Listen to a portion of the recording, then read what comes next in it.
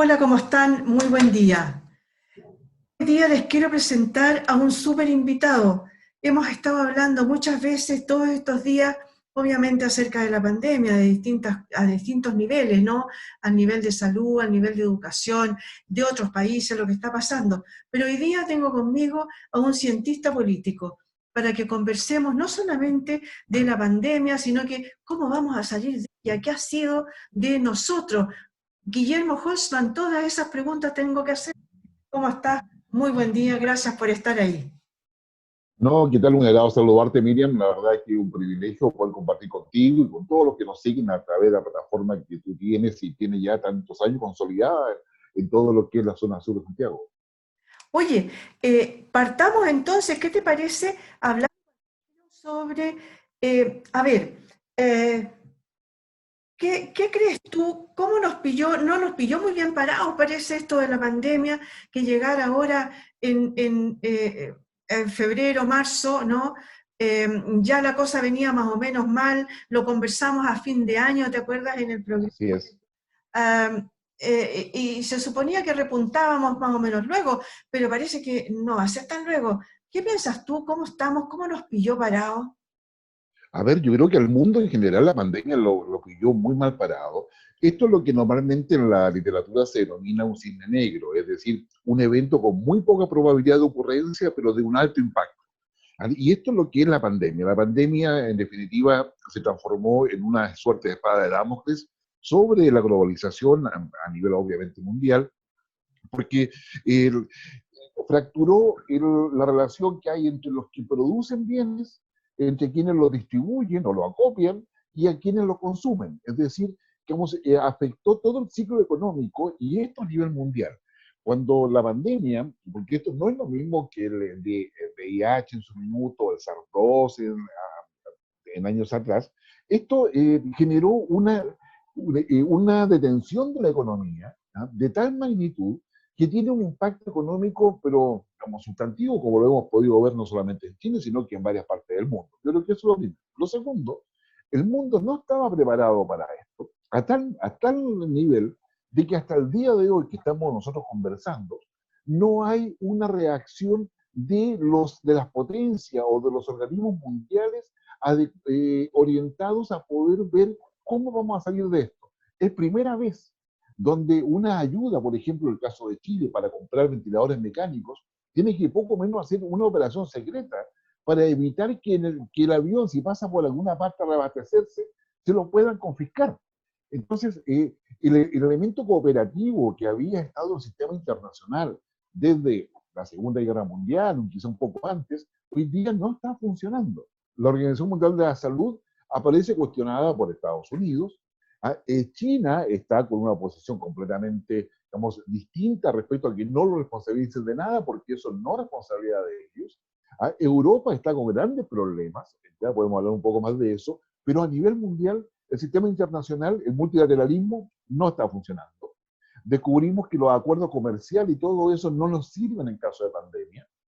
En tercer lugar, dependemos, países como Chile, para salir de todo ello, de lo que hagan las potencias. ¿Qué potencia? Estamos hablando del G7, G8, idealmente el G20, pero en lo principal estamos hablando de India, Estados Unidos, Rusia, China, por supuesto, la Unión Europea, en términos generales, con lo que es Reino Unido, con lo que es Alemania, con lo que es Francia.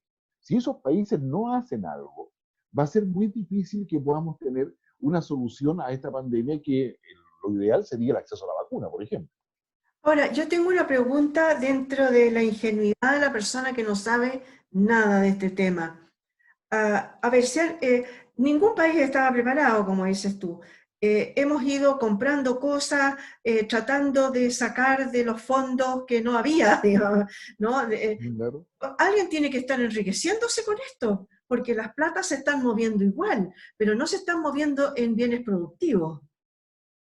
Exactamente, o sea, hay dos áreas donde está lo que más se beneficia. La primera, la área especulativa.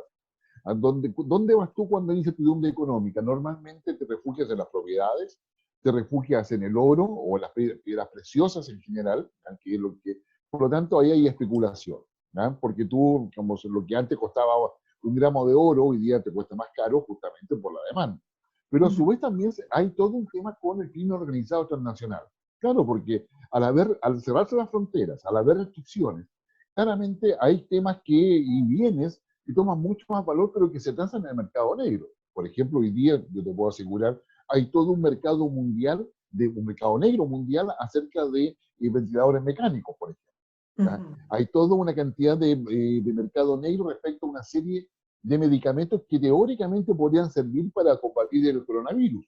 ¿Ah? Y así, todo lo que es droga, por ejemplo, o sea, es decir, digamos, tanto en Chile como en otros países, en América Latina y Europa también se ha visto, los niveles de violencia han aumentado. ¿Por qué? Porque la banda de drogas que tenía droga guardada, hoy día la vende más caro, pero la banda de drogas que hoy día no tiene drogas, ¿vale? Y finalmente empieza a defender su territorio y con una alta incidencia de la violencia. Entonces yo creo que acá hay una serie de gente que se va a beneficiar, que están en estas dos cosas: la especulación financiera legítima y por otra parte lo que es el crimen organizado transnacional, donde está narcotráfico, tráfico de personas, tráfico de órganos, tráfico de medicamentos, de alimentos, etc. Oye, respecto te voy a sacar un poquito del tema de lo que estábamos hablando recién y me gustaría saber tu opinión respecto a cómo ha sido, cómo ves tú, cómo ha sido el manejo político de estas pandemias, no solamente acá en Chile, pero obviamente partamos por lo nacional, sino que también en el mundial, porque ahí tú dijiste a la pasada algo que, que- que ha sido, es Vox Populi, pero no ha sido muy comentado, que es aquello de aquellos países que están incautando los materiales cuando llegan a sus países, ¿no? O están llegando a los Far West y dicen, a ver, ¿qué lleva ahí? No sé, 500 respiradores mecánicos. ¿Cuánto valen? 5 millones de dólares, estoy inventando, obviamente. Bueno, aquí Sí, sí. 50 millones y son míos ahora. Eh, ¿Cómo ha sido el manejo político de todo esto? ¿Cómo hemos mostrado la hilacha, en buenas cuentas, la sociedad? Yo creo que ahí, bueno, yo creo que hay mucho análisis. Lo que yo te puedo decir es que una crisis como es la que instala la pandemia, primero deja al desnudo la debilidad o fragilidad del Estado. ¿Vale? Y esa fragilidad del Estado tiene que ver con la forma en que el Estado cuida a la población, a los ciudadanos, a todos en general. ¿Vale? Y eso tiene que ver con la red sanitaria. ¿Vale? Y la red sanitaria, en el caso de Chile, está basada en la prevención y en los CEFAM, en los Centros de Atención Sanitaria Familiares, Ujú. que es el primer vínculo y relación que tiene con la población. Por lo tanto, ahí empezamos a ver si efectivamente ese CEFAM tiene la cantidad de profesionales médicos necesarios en las distintas especialidades que se requiere, si acaso hay un adecuado levantamiento de la información, si eso está coordinado o no con la municipalidad, etcétera. Y empezamos a mirar de que cuando queremos distribuir una vacuna, cuando queremos mirar, ver los test, dónde lo hacemos, y así vemos una debilidad. Con todo, digamos, lo que tiene Chile probablemente es mejor y está más avanzado de lo que tienen varios países de América Latina. Sin embargo, no es ese el elemento de comparación para Chile. El elemento de comparación para Chile es la OCDE. ¿Ah? Porque quisimos estar ahí, ¿ah? Hemos querido mostrar de que podemos ser un país desarrollado, por lo tanto la comparación es la OCDE. Y ahí yo creo que Chile tiene varias ventajas, pero está al final de los países dentro de la OCDE y también se ha notado en el manejo de la pandemia desde el punto de vista sanitario, no obstante la baja letalidad que tenemos. Ahora, a favor de todo lo que ha sido esta gestión sanitaria, todos los países están con acierto y error. ¿Cuál es la mayor debilidad de Chile? La cohesión social. Es decir, tenemos un manejo de esta crisis desde el punto de vista centralizado, con el presidente dando instrucciones, ¿ya? Pero sin incorporar todavía, recién ahora se está haciendo a los distintos niveles que el Estado tiene. Es evidente de que para poder atacar todo esto, el Estado tiene que estar presente al lado de la gente. Y la institución estatal, por definición, es el municipio. El gobierno le ha dado mucho énfasis a una visión de orden público en términos de mantener la tranquilidad de la gente, y para eso, digamos, se hacen dos cosas. Uno, se establece el estado de excepción constitucional de catástrofe, que le permite al presidente hacer muchas cosas, entre ellas convocar a las Fuerzas Armadas para que cooperen al orden público, generar un toque de queda para poder limitar, yo diría, la movilización de la gente, Y quizás lo más importante es que a pesar de lo que tú puedas decir o no del gobierno, hay una cosa que no ha logrado establecerse, que es el autocuidado. Y ahí, en términos políticos, yo creo que tenemos, que nos está afectando a la falta de confianza en la sociedad y en las instituciones, la falta de credibilidad que se le tiene respecto al gobierno, y ahí el gobierno tiene, yo diría, un vacío, no sé si un vacío, pero sí un elemento de crítica respecto a las comunicaciones, respecto a cuándo dice lo que dice y cuánto se demora en cumplir lo que dice. Y ese desfase, obviamente, le juega digamos, por la credibilidad, y finalmente yo creo que tenemos un debilitamiento institucional que viene del 18 de octubre, estallido social, insurreccional, como queramos llamarle, pero que se superpone, ¿no es cierto?, con esta pandemia en el día de hoy. Sí, incluso el gran problema, como dices tú, de repente de cuándo decir las cosas y cuándo hacerlas, ¿no? De repente parece que eso ha jugado un poquito en contra. Hemos visto los últimos días cierta, ya no simpatía por seguir las normas que nos están dando de quedarnos en casa, de usar las mascarillas, sino que hay, ya no, ni siquiera es apatía, sino que una franca rebeldía, ¿no? Y también hemos visto cómo hay personas que ya están volviendo al tema de las protestas.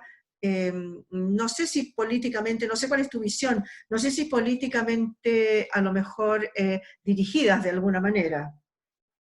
Sí, tiendo a pensar de que sí son dirigidas y aprovechan el momento, es decir, aprovechan el momento para poder mantener la idea de que las protestas son necesarias. ¿Y por qué? Porque tenemos cuarentena, a su vez una cuarentena que cuando se aplaza o se va alargando las semanas, afecta a los hogares, no solamente desde el punto de vista mental, que es todo un tema, sino que también desde el punto de vista básico o mínimo, que es la alimentación. Porque hay mucha gente que vive el día a día y probablemente el Estado acá va a tener que hacer un gran esfuerzo para saber dónde está la gente. O sea, es decir, hay un censo, un catastro de muchas familias vulnerables, pero tú te das cuenta de que probablemente hay mucha gente que no está ni censada, ni está catastrada a nivel central por lo menos. Es muy probable que los municipios tengan más información. Es muy probable que muchas iglesias tengan más información respecto, aquí están tanto la iglesia católica, evangélica, que tienen mucha presencia, digamos, en muchas zonas. Sepan mucho más que el Estado respecto a dónde están las personas vulnerables. Entonces, Sí, perdón, dime. sí, no, es que además yo siempre alego por la gente de clase media que a lo mejor tenía un buen trabajo en el sentido de ganar una cierta cantidad que le permitía más o menos estar establecida, pero que la perdió, que ya no la tiene y por lo tanto se quedó tampoco sin recursos porque no tiene capacidad de ahorro. Por lo tanto, tampoco, no son los vulnerables que están catastrados en las municipalidades, pero hay gente que está necesitando igual. Eh, ¿cómo, Exactamente. cómo se llega a esa gente también, no? Exactamente, y eso el Estado debe tener esa información, esos datos. Entonces, ¿qué es lo que va a estar pasando acá? Una parte importante de la ayuda que está dando el gobierno, efectivamente está bien focalizada. Lo que no sabemos si está llegando a quienes corresponde. O si Exacto. falta o si falta que llegue a quien corresponde. Entonces, acá tenemos buenas ideas del gobierno, en cuya implementación probablemente va a haber un desfase, no solamente porque se mueren en entregarlo, sino que va a haber gente que correspondiéndole no le va a llegar. ¿Ya? Entonces, es acá donde hay que tener mucho cuidado porque esto se puede transformar en una espiral de violencia y de protesta por la frustración, por el pánico incluso, y de no recibir ninguna ayuda. Hay personas, digo yo, jubilados, que a lo mejor tienen su departamento y departamento propio, pero no tienen ingresos. Entonces yo diría, ¿dónde está dónde llega y de qué manera llega esa ayuda? A través del sistema bancario es insuficiente, porque los bancos, digamos, te hacen una evaluación distinta en conformidad también a su interés. En Ujú. términos de todas las otras instituciones, ¿cómo llegamos? ¿Podemos realmente asegurar eso? Eso hoy día está, yo diría, dentro del tema de confianza, el tema de credibilidad y cómo el Estado tiene realmente la capacidad para poder llegar. El presidente acaba de anunciar 2,5 millones de cajas de alimentos. A lo mejor se requieren más, no tengo idea. La verdad que créeme que lo que yo sí sé es que habiendo un alza de desempleo, ¿ah? Estando zonas en cuarentena, habiendo una cantidad, un porcentaje no menor acreditado por distintas fuentes de gente que participa en la economía informal y que por lo tanto su alimento depende de lo que haga día a día. Digamos, claramente hay un tema en el cual necesitamos un poco más de certezas. Entonces es ahí donde es necesario ver cómo se va a hacer, evitar que se roben alimentos, evitar que las ayudas no vayan a un solo bolsillo, etcétera. Hay una serie de prevenciones que hacer, y en esa perspectiva, nuestro Estado está siendo colocado a prueba de una manera pero increíble, y donde esperamos que los municipios estén a la altura, ¿ya? Porque si los municipios no cooperan para llegar a la gente, claramente lo que están interesados en hacer protestas por razón ideológica, por las que sean, van a tener el espacio, pero entregado para que eso resulte. Y eso va a ser mucha más violencia social que no nos merecemos como país. Exactamente, y que tampoco la merecemos en este momento, ¿no? Bueno, no se merece nunca en realidad, pero en este momento que estamos tan complicados. Respecto de eso mismo, me fijaba, por ejemplo, hay muchos alcaldes que pidieron por semana, estuvieron pidiendo la cuarentena, pero no estaban preparados para la cuarentena, y ahora que están en la cuarentena se dieron cuenta de que no tenían la información, ni tenían tampoco la forma de ir en ayuda de sus propios vecinos, ¿no? Exactamente, y eso, yo diría, conversando con varios actores, tú te das cuenta de que para poder mantener una cuarentena tú requieres distribuir agua, saber dónde está la gente, distribuir remedios, hay mucha gente que es digamos, dependiente de medicamentos. Sí, O sea, ver el negocio pequeño que están en los barrios, la población, y para eso tú requieres personal, requieres vehículos, requieres logística en el fondo, es para poder claro. movilizarte. Ahí está. Hay varios alcaldes que han dejado los pies en la calle, digamos, para estar con sus vecinos. Que si yo, un alcalde en su minuto, digamos, con el tema, como nadie se mueve o se moviliza muy poco, los colectiveros, ya los llamó y dijo, ok, yo le aseguro un ingreso mínimo, pero ustedes me van a dejar los remedios, me van a dejar acá, me van a Claro, dejar allá, es decir, o sea, lo uso como una, pero les da una ayuda. Entonces, claro. esas soluciones creativas, en términos de poder sumar a la gente a la solución, y no transformarlo a todos en problemas, sin lugar a dudas, va en el camino correcto. Y además los alcaldes tienen un incentivo adicional. Igual se enfrentan a elecciones ya en el próximo año. Sí, Por lo tanto, también están interesados, digamos, en poder mostrarse para ir a la elección, quizás probablemente muchos de ellos. sí, claro. Oye, y por último, para ir cerrando, ¿qué te parece esto de la gran cantidad con esto del cierre de las fronteras, se han quedado muchos ah, personas de otros países extranjeros varados en distintos lados, así como hay chilenos también que están varados en distintos lados, en lugares del mundo, y hay países que no quieren abrir las fronteras incluso para su propia gente, para que vuelvan, ¿no? Sí, es que yo creo que hay varios países, y yo creo que todos hemos pasado por eso, incluso la discusión acá en Chile, está muy orientada a cierre de fronteras en la lógica del siglo XX. ¿Ah? Es decir, cerramos la frontera porque no queremos que entre nadie ni salga nadie, y un, dos, tres monas para todos, porque así controlamos a esta pandemia. Y la verdad que se han tenido que hacer esfuerzos muy importantes para poder colocar aviones que hagan poco menos que un itinerario desde Asia, que siguió pasando por el Índico, Australia, para poder llegar a Chile, trayendo, que yo, no solamente chilenos, sino que brasileños, argentinos, y después coordinar con Brasil y Argentina para que otro avión los tome acá y se los lleve a sus países. Y el tema es que las fronteras cerradas, así como están ahora, sí, es una solución, pero también nos deja en evidencia de que no tenemos la legislación adecuada para hacer los filtros de cuándo entra, cuándo sale. Hoy día, a raíz de la pandemia, todo el que llegue acá tiene que estar 14 días en cuarentena. Lo mismo si tú vas a España.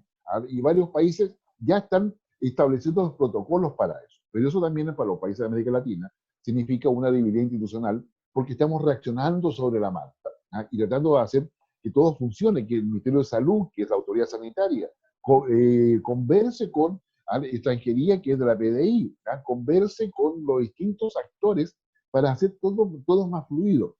Créeme que no solamente el teletrabajo se impone con esta pandemia, en términos de aprender a trabajar como estabas tú allá, yo acá en mi casa, Claro. antes, claro, era distinto, sino que también para el Estado significa una capacidad de comunicarse y coordinarse, como no lo hemos visto, como yo creo que nunca, o muy pocas veces en la historia de nuestro país. Bueno, yo creo que ningún país estaba preparado como para esto y tenemos una serie de cosas que han ido haciéndose en el camino, ¿no? Como esto de la teleeducación, esto del teletrabajo, hay muchas cosas a las que tuvimos que afrontar y saber subirnos a la micro cuando ya iban dando. Exactamente, y eso es totalmente cierto. Es decir, hoy día nos encontramos tratando de ver cómo salimos adelante, de que nos damos cuenta de lo dependiente que somos. O sea, imagínate, es decir, no tenemos capacidad en Chile para poder asegurar 2,5 millones de raciones de arroz, porque no producimos arroz, o sea, no producimos Claro, suficiente arroz, ¿ya? claro. Tenemos que traerlo a otro país. Así que queremos darle 1 litro de aceite a cada persona, no tenemos capacidad instalada para eso. O sea, imagínate, o sea, estamos hablando, tú y yo vamos a hablar, no, hay que entregar una caja de mercadería esencial, perfecto. Estamos totalmente de acuerdo, pero cuando empezamos a llenarla, nos damos cuenta de que nuestra industria no tiene esa capacidad y tenemos que empezar a hablar con los vecinos para que nos den los vecinos, a otros países me refiero, para Claro. que nos puedan, digamos, dar lo que se requiere. Entonces, esto está demostrando de que hay que pensar el país distinto, un poco más a futuro, a más allá de la pandemia que nos afecta, y empezar a mirar cómo salimos de esto. Oye, eso me interesó muchísimo. ¿Y tú crees que está la capacidad en este momento? Bueno, en este momento no. Estamos todos tratando de tapar el agujero porque hacemos agua por todos lados. Esto de pedirle a los vecinos, y los vecinos están en las mismas que uno. Entonces, es como complejo. Pero ¿tú crees que va a estar la capacidad para ya más tranquilos, más adelante, decir, a ver, ¿cómo nos vamos a afrontar cómo va a ser el país para adelante?